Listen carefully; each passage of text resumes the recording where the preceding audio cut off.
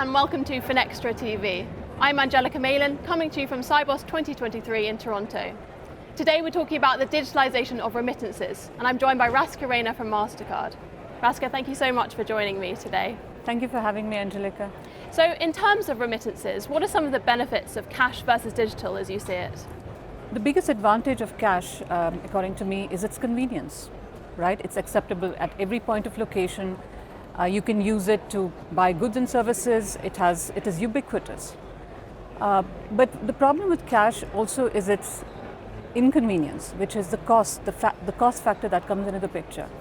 Now, if you see how much it costs to actually transport cash, right, to these recipients, we think that it adds about a 4% premium on top of the cheapest digital alternate.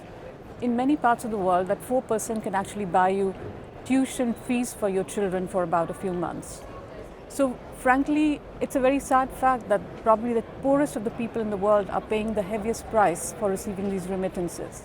Lots of important factors to consider there. Yeah. And in terms of targets, so the G20 targets for remittances, how does digitalisation impact that?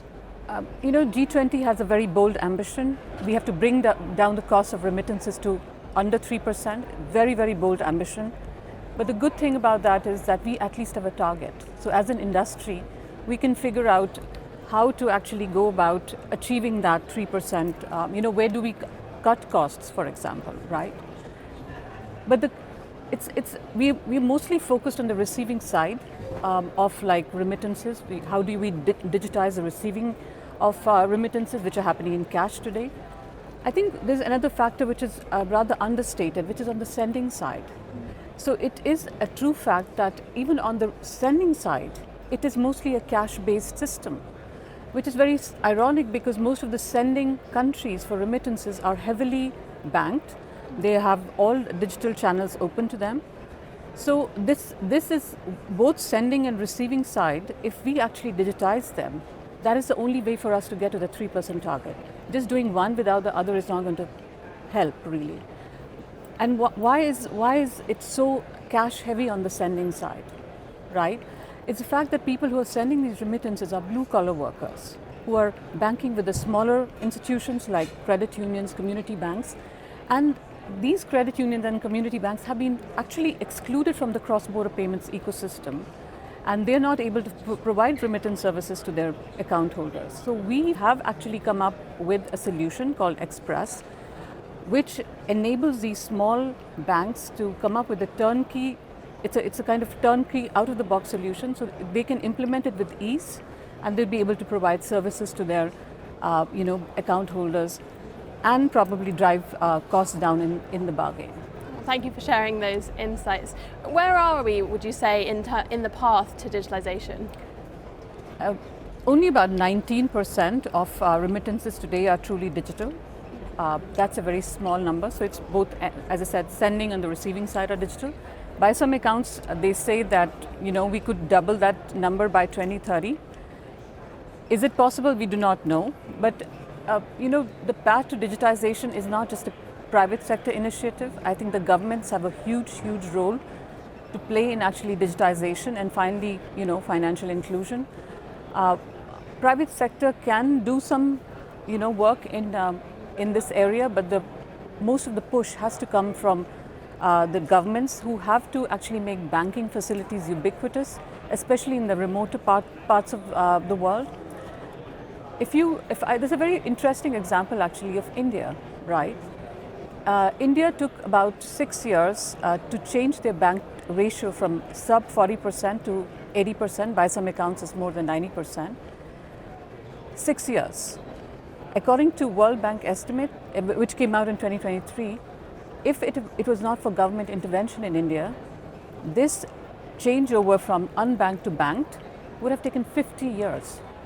So government intervention is very important, especially in digitizing an economy. Fascinating, thank you for sharing that. And in terms of technology, what technologies can we tap into that can help make this digitalization more inclusive?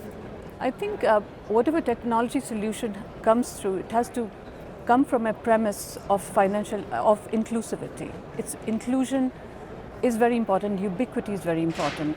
From a private sector perspective, for example, you can see digital card issuance is a big play.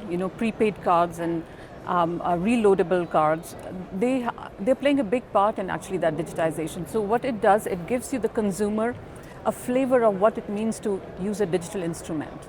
So when a user actually a consumer takes a card, knows how to use it at a point of sale location, or they figure out how to withdraw cash from it. So that experience is very, very enriching for them and actually puts them on the path to digitization. A very good example in Mastercard, we have, in partnership with a fintech partner, a sender in the US can actually send funds to a mobile number in Latin America. And a debit card is issued based on that transmittal, and then the user actually uses that debit card to pay for like goods and services, withdraw cash from ATMs.